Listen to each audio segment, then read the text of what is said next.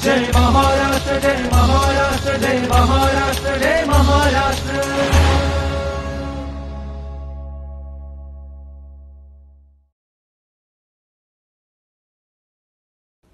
नमस्कार मंडळी. माहिती आणि जनसंपर्क महासंचालनालय निर्मित जय महाराष्ट्र या कार्यक्रमात मी मृणाल कुलकर्णी आपलं सगळ्यांचं मनापासून स्वागत करते. मंडळी, नुकतंच शिवाजी महाराजांच्या 12 किल्ल्यांना युनेस्कोच्या जागतिक वारसा स्थळांमध्ये स्थान मिळाल्याची गौरवशाली घोषणा झाली आहे. हे केवळ महाराष्ट्रासाठीच नव्हे तर संपूर्ण भारतासाठी अत्यंत अभिमानाचं आहे. या ऐतिहासिक निर्णयामागचा प्रवास, त्यासाठी घेतले गेलेले कष्ट, केलेले प्रयत्न आणि छत्रपती शिवाजी महाराजांच्या कार्याचे जागतिक महत्त्व या सर्व बाबींवर आज आपण जय महाराष्ट्र या कार्यक्रमातून सविस्तर संवाद साधणार आहोत. आणि यासाठी आज आपण जय महाराष्ट्र कार्यक्रमात निमंत्रित केलेला आहे अपर मुख्य सचिव माननीय श्रीयुत विकास खारगे सर यांना. सर नमस्कार. जय महाराष्ट्र या कार्यक्रमात तुमचं मनापासून स्वागत. धन्यवाद. धन्यवाद मॅडम. राजगड, रायगड, प्रतापगड, पन्हाळा, शिवनेरी, लोहगड, साल्हेर, सिंधुदुर्ग, सुवर्णदुर्ग, विजयदुर्ग, खांदेरी आणि तामिळनाडूतला जिंजी अशा 12 किल्ल्यांचा युनेस्कोसाठी मानांकनासाठी विचार झाला आणि ते आता प्रत्यक्षात सुद्धा आलेलं आहे. माझा पहिला प्रश्न असा आहे की हेच 12 किल्ले कसे निवडले गेले? सर्वप्रथम मी आपल्या छत्रपती शिवाजी महाराजांचे हे 12 गड किल्ले हे युनेस्कोच्या जागतिक वारसा स्थळामध्ये आले याबद्दल तमाम महाराष्ट्रातल्या सर्व जनतेचं मनापासून अभिनंदन करतो. आपल्या दृष्टिकोनातून ही अत्यंत अभिमानाची आणि आनंदाची अशी गोष्ट आहे. खरंच आपण जवळपास 2-2.5 वर्षापासून याचा पाठपुरावा करत होतो. याच्यासाठी अनेक प्रयत्न आपण करत होतो. त्यातून हे शेवटी आपल्याला यश असं मिळालेलं आहे. छत्रपतींचं स्वराज्य जे होतं ना, त्याच्यामध्ये गड किल्ल्यांचं महत्त्व हे अनन्यसाधारण असं होतं. म्हणजे स्वराज्य म्हणल्यानंतर अगोदर गड किल्ले आपल्याला आठवतात. आणि छत्रपतींची ती दूरदृष्टी आहे की त्यांनी ज्या पद्धतीनं गड किल्ल्यांचा वापर आपल्या स्वराज्य टिकवण्यासाठी, स्वराज्य रक्षणासाठी केला, तो असा अनोखा आणि अप्रतिम असा होता. तर महाराष्ट्रामध्ये जवळपास 400च्या आसपास गड किल्ले स्वराज्यामधले आहेत. तर आमच्यासमोर हा प्रश्न होता की या 400 पैकी आता निवडायचे किती, कसे निवडायचे, हा मोठा प्रश्न होता. शेवटी असा आम्ही विचार केला आणि युनेस्कोचे निकष पण आहेत त्याच्यामध्ये. आणि याच्यामध्ये शेवटी आम्ही या 400मधून 60वर आलो, 60वरून आम्ही 29वर आलो आणि 29वरून 12 किल्ल्यावर आलो. किल्ले निवडताना बेसिकली अँकर फोर्ट म्हणजे महत्त्वाचे किल्ले की जे असलेच पाहिजेत आणि बाकीचे किल्ले जे आहेत हे या किल्ल्यांना सपोर्ट करणारे आहेत. तर असे अँकर 12 किल्ले हे शेवटी आम्ही जे निकष आहेत त्या निकषाच्या आधारे निवडले आणि त्याचं आम्ही नॉमिनेशन, ज्याला नामांकन असं म्हणतो, ते नामांकन आम्ही त्याचं याच्यामध्ये केलेलं आहे. पण आता मी सामान्य माणसांच्या वतीने प्रश्न विचारते की हे आपण यादी करून त्यांना पाठवायची असते की तुम्ही याला होकार द्या, का ते त्यांच्याकडून निवडले जातात, का तुम्ही 25 पाठवता आणि त्यातली 12 ते निवडतात? ह्याची काय प्रक्रिया असते? ही म्हणजे दोघांची भूमिका याच्यामध्ये असते. म्हणजे युनेस्कोचे निकष पण आहेत आणि आपण त्या निकषावर आधारित गड किल्ल्यांची आपण निवड करतो. आणि शेवटी मग आपण निवडलेले असतात, तो तुम्ही हा या निकषामध्ये बसतो, हा घ्या, हा बसत नाही, त्याच्याऐवजी दुसरा घ्या, अशा पद्धतीने चर्चा होऊन शेवटी हे किल्ले अंतिम हे केलेले आहेत. अरे वा. आणि खरोखरच शिवाजी महाराजांच्या स्वराज्यातले जे जे किल्ले आहेत त्या किल्ल्यांमधले हे मेरुमणी आहेत सगळे. म्हणजे याच्यामध्ये शिवाजी महाराजांची पहिली राजधानी राजगड आहे, दुसरी राजधानी, मुख्य राजधानी रायगड ही आहे, प्रतापगड आहे जिथे अफजलखानाचा वध झाला, पन्हाळा आहे, शिवनेरी जिथे त्यांचा जन्म झाला, लोहगड, साल्हेर आणि त्यांचे समुद्रदुर्ग, सिंधुदुर्ग, सुवर्णदुर्ग, विजयदुर्ग, खांदेरी सारखा किल्ला आहे आणि तामिळनाडूतला जिंजी सारखा किल्ला आहे, जी तिसरी राजधानी. म्हणजे हे सगळे आपापल्या दृष्टीने अतिशय वैशिष्ट्यपूर्ण असे किल्ले आहेत आणि त्यांची निवड झाली याबद्दल खरोखरच मी जनतेच्या वतीने मनापासून आनंद व्यक्त करते. छत्रपती शिवाजी महाराज हे अतिशय वेगळे राजे असं म्हटलं जातं, किंवा 350 वर्षानंतर असा एक विलक्षण माणूस जन्माला आला की ज्यांनी स्वराज्य आणि स्वातंत्र्य याचं स्वप्न पाहिलं आणि ते स्वप्न पूर्ण केलं. या स्वप्न केवळ पूर्ण केलं नाही, तर तुम्ही आत्ताच म्हणालात त्याप्रमाणे महाराष्ट्रातले जे किल्ले होते, जे आधीपासून होते ते, आणि काही त्यांनी बांधून काढले नवीन, तर त्यांचं स्थापत्यशास्त्रसुद्धा खूप महत्त्वाचं आहे. आणि त्याचबरोबर लष्करी धोरण, कारण जे त्यांच्यावर आक्रमण करणारे इतर राजे होते किंवा इतर शाह्या होत्या, ते सपाटीवर राहणारे लोक होते. त्यांना असे किल्ले म्हणजे जे डोंगराच्या वर बांधलेले किल्ले आहेत, त्या किल्ल्यावरून आपल्याला प्रतिकार होईल याची बिलकुल कल्पना नव्हती. त्यांच्याशी कसं लढायचं माहिती नव्हतं. आणि तुम्ही अगदी उत्तम सांगितलं मगाशी की हे त्यांचं लष्करी धोरण होतं की याचा आपण वापर करून घेऊया. तर ही निवड करताना या 2 मुद्द्यांना जास्ती महत्त्व दिलं गेलं का? अगदी बरोबर. म्हणजे छत्रपतींचं दूरदृष्टी आणि चातुर्य कसं आहे पहा, की स्वराज्यावर आक्रमण करणारे शत्रू असे चारही बाजून, म्हणजे दिल्लीचे मुघल होते, इकडे सगळ्या शाह्या होत्या, निजामशाही होती, आदिलशाही होती, कुतुबशाही होती. तर याच्यामध्ये जर आपल्याला स्वराज्याला टिकवायचं आहे आणि वाढवायचं आहे, तर नैसर्गिक काही गोष्टींचा आपण विचार करून त्याचा फायदा घेतला पाहिजे, हे महाराजांनी ओळखलं होतं. त्याच्यामुळे हे 12 किल्ले सुद्धा पहा, म्हणजे आम्हाला युनेस्कोमध्ये हे प्रश्न बरेच विचारले की हे 12च किल्ले का, त्याच्या मागचं तुम्ही काय लॉजिक आहे. तर आपण म्हणल्याप्रमाणे किल्ल्यांची निवड करताना नैसर्गिक गोष्टीचा वापर कसा केलेला आहे बघा. एक लाईन जी आहे 3 ॲक्सिसमध्ये किल्ल्यांची आम्ही निवड केलेली आहे. पहिला ॲक्सिस जो आहे तो सह्याद्रीच्या रांगा, सह्याद्रीच्या म्हणजे तिथले डोंगर, तिथल्या दऱ्या, या ठिकाणी किल्ल्यांची निवड. म्हणजे राजगडापासून, रायगडापासून हे सगळे लोहगड, हे सगळे किल्ले जे आहेत हे सह्याद्रीच्या माथ्यावरचे किल्ले. बरोबर. दुसरा प्रकार जो आहे तो समुद्र किनारा आहे. बरोबर.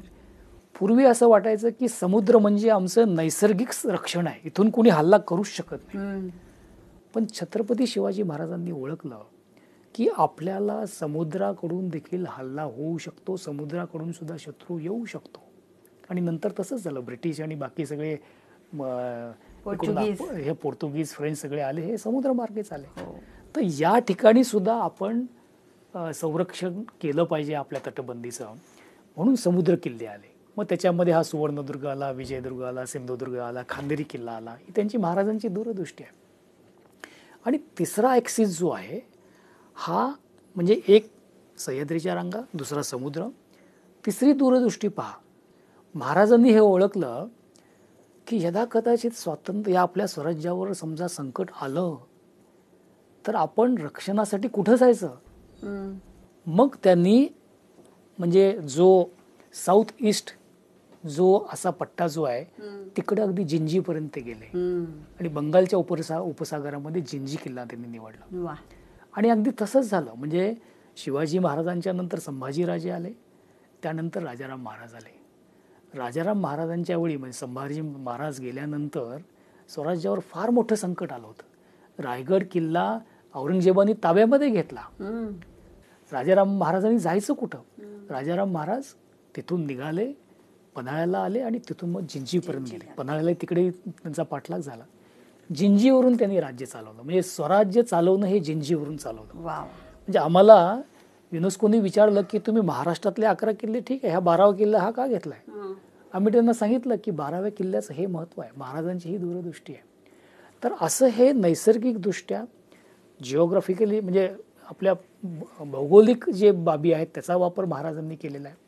लष्करी दृष्ट्या याचा फायदा करून घेतलेला आहे. आणि त्याची बांधणी आणि स्थापत्य जर आपण बघितलं तर आपण जे विचारलं स्थापत्य आणि लष्करी दृष्ट्या याचं महत्व कसं आहे.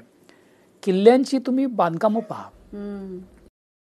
आमचं जे प्रपोजल जे आहे Maratha military landscapes of India, तर याच्यामध्ये स्थापत्य आणि लष्करी गोष्टी कोणत्या आहेत.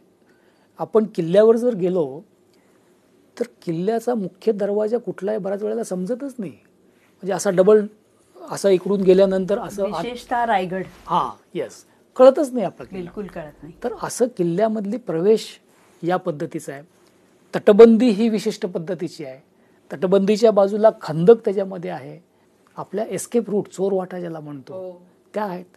आपण राजगडाला जर गेला, माची, संजीवनी माची सारखी माची, संजीवनी, सुवेळा, तटबंदी. पद्मावती, 3 माच्या ज्या आहेत, हे कुठल्याच किल्ल्यामध्ये आपल्याला इतरत्र दिसून येत नाही. हे आमचं वैशिष्ट्य आहे. बाले किल्ला आहे, धान्याची कोठार आहेत, पाण्याच्या टाक्या आहेत. बांधकाम कसं केलं असेल, समुद्र किल्ले कसे, म्हणजे त्या समुद्र किल्ल्यामध्ये जायच्या वेळी आपल्याला शहारे येतात कसं पोचायचं. आणि त्या काळामध्ये तो किल्ला बांधला तिथं महाराजांनी आणि आपल्या सगळ्या मावळ्यांनी. तर असे हे सगळे किल्ले हे एक लष्करी दृष्ट्या आणि स्थापत्यदृष्ट्या एक उत्तम नमुना आहे.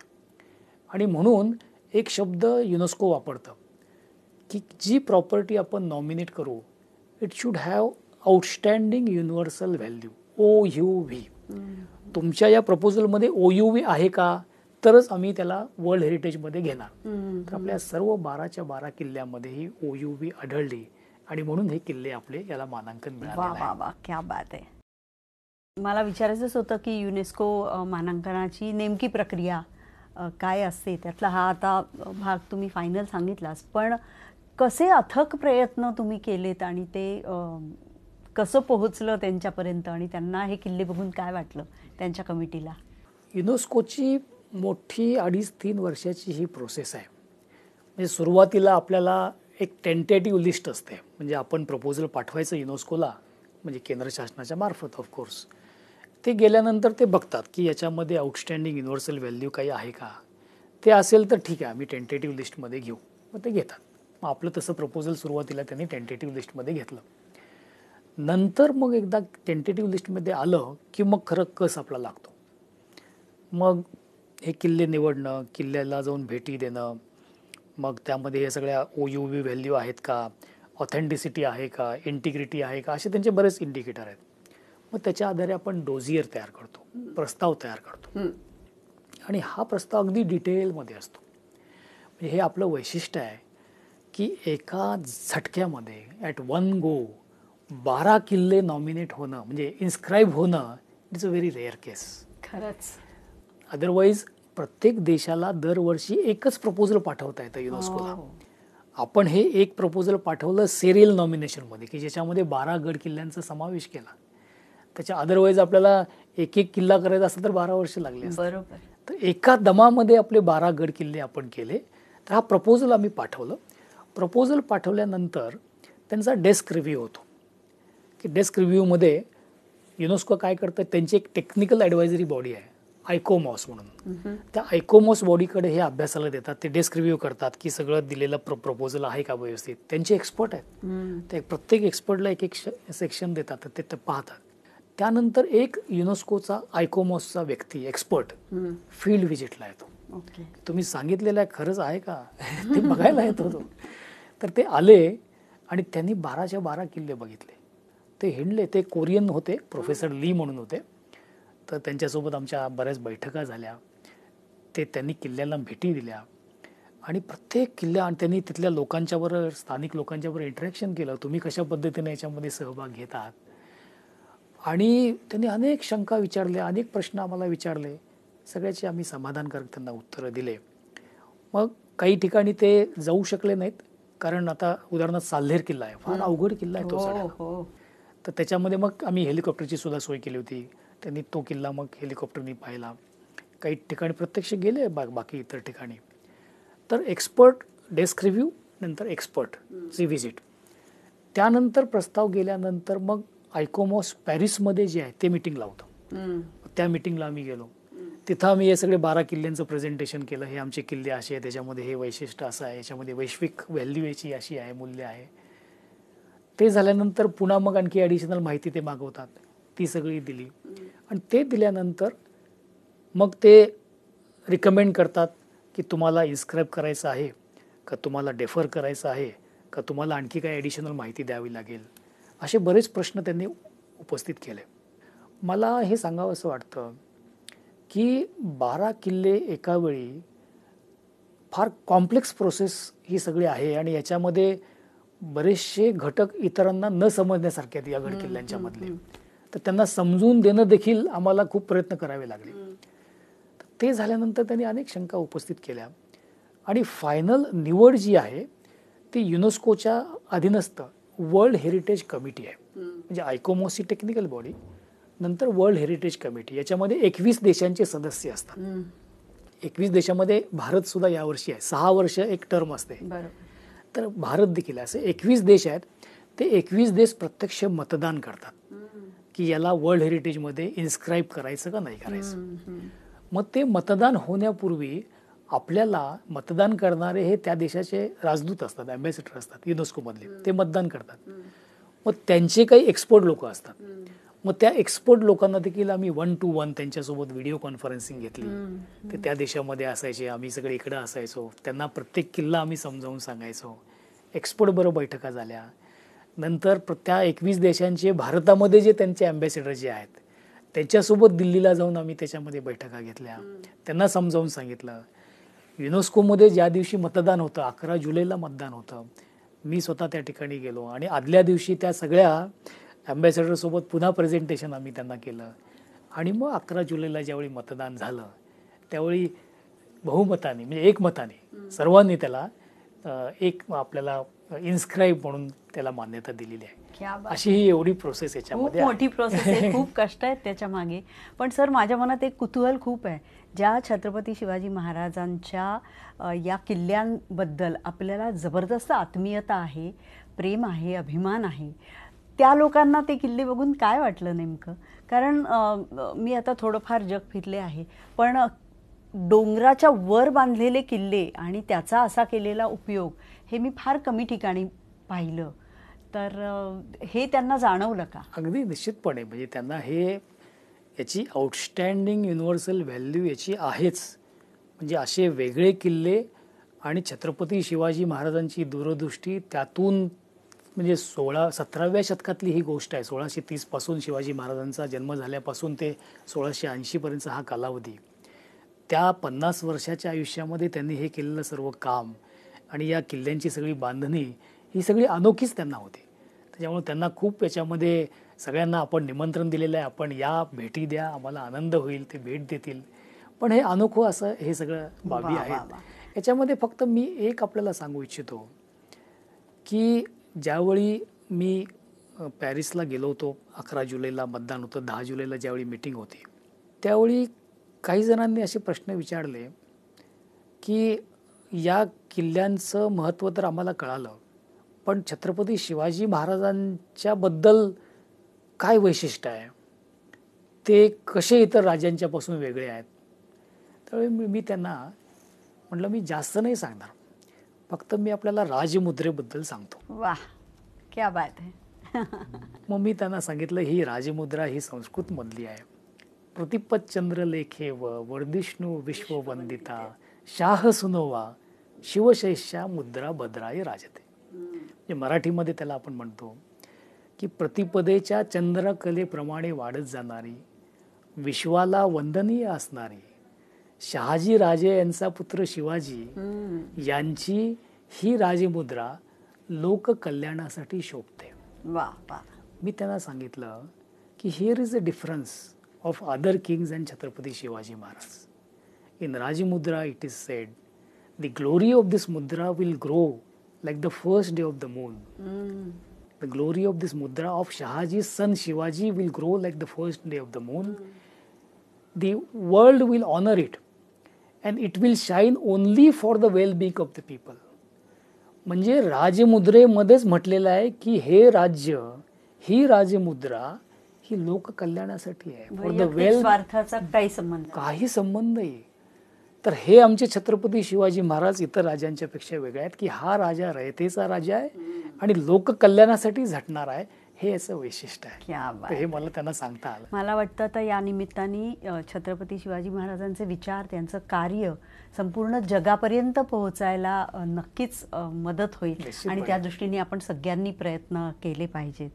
पर्यटनाच्या संधी आता यामुळे वाढतील असं तुम्हाला वाटतं का? कारण युनेस्कोनी एखादं पर्यटन स्थळ त्याला स्वतःचं एक मोहोर उमटवली की लोकांचं एक कुतूहल वाढतं त्या स्थानाबद्दल. असं आपण कोणत्याही बाहेरच्या देशात गेलो की आधी बघतो की युनेस्कोच्या साईट्स कोणत्या कोणत्या आहेत तिथे. तसं महाराष्ट्रामध्ये आता आल्यामुळे पर्यटनाच्या संधी वाढतील का, त्यामुळे रोजगार वाढतील का आणि स्थानिक लोकांना त्याचा काय फायदा होईल? निश्चितपणे आपल्या महाराष्ट्रामध्ये सध्या युनेस्कोच्या 6 साईट्स आहेत आणि ही 7वी साईट झालेली आहे. पण ही 7वी साईट जी आहे ही सिरियल नॉमिनेशन, या एका साईटमध्ये 12 गड किल्ले आहेत. बरोबर. अगोदरच्या साईट्स आपल्याला सगळ्यांना माहीत आहे. अजंठा आहे, एलोरा आहे, घारापुरी म्हणजे एलिफंटा केव्ज आहे. मुंबईमध्ये 2 शहरामध्ये म्हणजे CST रेल्वे स्टेशन आहे आणि हा आर्ट डेको आपला मरीन ड्राईव्हचा जो आहे तो एक आहे. हे 5 झाले आणि 6वा आपला वेस्टर्न घाट आहे, नैसर्गिक याच्यामध्ये तो मोडतो. तर 6मध्ये आता हे 12 किल्ल्यांची आपल्याला भर पडलेली आहे. त्याच्यामुळं आपण म्हटल्याप्रमाणे एकदा एखादी साईट युनेस्कोच्या वर्ल्ड हेरिटेजमध्ये आली की वर्ल्ड टुरिझम मॅपमध्ये ती येते. सगळे टुरिस्ट, जागतिक टुरिस्ट जे आहे देशामध्ये जाताना वर्ल्ड हेरिटेज साईट प्राधान्यानं त्या ठिकाणी भेट देत असतात. त्याच्यामुळं टुरिझम हा निश्चित आपल्या राज्यातले लोक तर भेट देतील, देशातले भेट देतील आणि जगातले सुद्धा पर्यटक निश्चितपणे याच्याकडे येतील. याच्यामुळं पर्यटन आपल्या राज्यामध्ये वाढणार. याच्यामध्ये पर्यटनाच्या माध्यमातून स्थानिक रोजगार, स्थानिक काम याच्यामध्ये देखील वाढ याच्यामध्ये निश्चितपणे होईल आणि राज्याच्या आर्थिक उलाढालीला देखील याच्यामुळं निश्चितपणे फायदा हा होणारच आहे. हा आर्थिक फायदा झाला. आणि दुसरा फायदा म्हणजे छत्रपतींचं कार्य जे आहे ते जगाला कळण्यासाठी याच्या माध्यमातून मदत ही होणार आहे की छत्रपती हे इतरांच्यापासून कसे वेगळे होते. छत्रपतींचे वेगवेगळ्यामध्ये छत्रपतींचं कार्य आहे. म्हणजे शालेय जीवनामध्ये आपण पुस्तकामध्ये जे वाचतो ते तसं मर्यादित आपण वाचत असतो. पण छत्रपतींचे प्रशासनविषयक त्यांचे काम जे आहेत, अष्टप्रधान मंडळ त्यांनी स्थापन केलेलं होतं. लोक गुड गव्हर्नन्स, आज आपण गुड गव्हर्नन्स म्हणतो पण त्यांच्या राजमुद्रेमध्येच आहे. बरोबर. म्हणजे वेलबिंग ऑफ द पीपल, लोक कल्याणासाठी ही राजमुद्रा आहे. महाराष्ट्र राज्याची आपण राजमुद्रा पाहिली असेल, महाराष्ट्र शासनाची, त्यातूनच घेतलेली आहे. म्हणजे ती फक्त असा शब्द आहे की प्रतिपतचंद्र लेखे व वर्धिष्णू विश्ववंदिता महाराष्ट्रस्य राजस्य मुद्रा भद्राय राजे. महाराष्ट्र शासनाची राजमुद्रा ते देखील लोक कल्याणासाठीच आमची आहे. आपण हे माहीत असेल की माननीय पंतप्रधान मोदी साहेबांनी आपल्या नेव्हीचा झेंडा जो आहे तो आता नवीन केलेला आहे. त्या नेव्हीच्या फ्लॅगमध्ये सुद्धा एक अष्टकोनी सुवर्णाकृती अष्टकोनी अशी एक चिन्ह आहे. तर हे राजमुद्रेतून घेतलेलं आहे. अरे बाबा. का घेतलं नेव्हीला? कारण छत्रपती शिवाजी महाराजांनी त्यावेळी आरमार उभं केलं होतं. म्हणून छत्रपती शिवाजी महाराजांना he is called as a father of Indian navy. बरोबर. असं त्यांना म्हटलं जातं. तर त्याच्यामुळं एक छत्रपती शिवाजी महाराजांचे प्रशासनविषयक विचार, लष्करी विचार, छत्रपती शिवाजी महाराजांचं पहा गुप्तहेर संघटना, आज प्रत्येक ठिकाणी इंटेलिजन्स कलेक्शन फार महत्वाचं आहे सगळ्याच बाबतीमध्ये. बहिर्जी नाईक म्हणजे आपल्याला आठवतात ते, म्हणजे त्याचा अभ्यास केला जातो बहिर्जी नाईक यांच्या त्या सिस्टीमबद्दल. छत्रपती शिवाजी महाराजांचे शेतीविषयक विचार एक याच्यावर पुस्तक लिहिता येईल. म्हणजे आज आपण शेतकऱ्यांना नैसर्गिक आपत्तीमुळे जर काही नुकसान झालं त्यावेळी तर असा शब्द आहे ना की अस्मानी आणि सुलतानी दोन्ही संकट असायचे.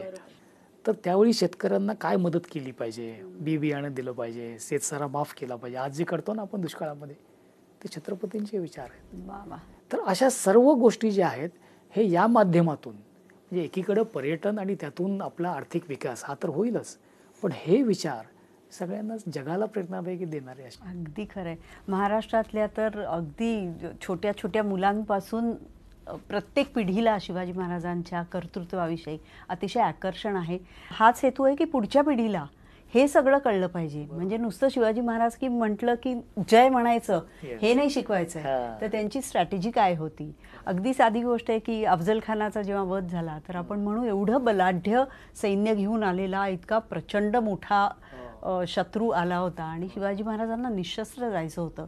मग तेव्हा तेही म्हणू शकले असते मी पण घेऊन जाणार, कारण आपल्या मुलखात आला होता तो. पण तेव्हा त्यांनी मोठं काहीही गाजावाजा न करता कशाची निवड केली तर वाघनखांची निवड केली. म्हणजे हे सुद्धा किती शिकण्यासारखं आहे याच्यातून, की कोणत्या शत्रूसाठी आपण काय पद्धतीने त्याच्यावर हमला केला पाहिजे. तर आज तुम्ही इथे आलात आणि ही माहिती दिली त्याबद्दल तुमचे मनपूर्वक आभार. मंडळी, पुन्हा भेटूया जय महाराष्ट्र कार्यक्रमाच्या पुढच्या भागामध्ये. तोपर्यंत मी मृणाल कुलकर्णी आपला निरोप घेते. धन्यवाद. जय महाराष्ट्र. जय महाराष्ट्र जय महाराष्ट्र जय महाराष्ट्र जय महाराष्ट्र.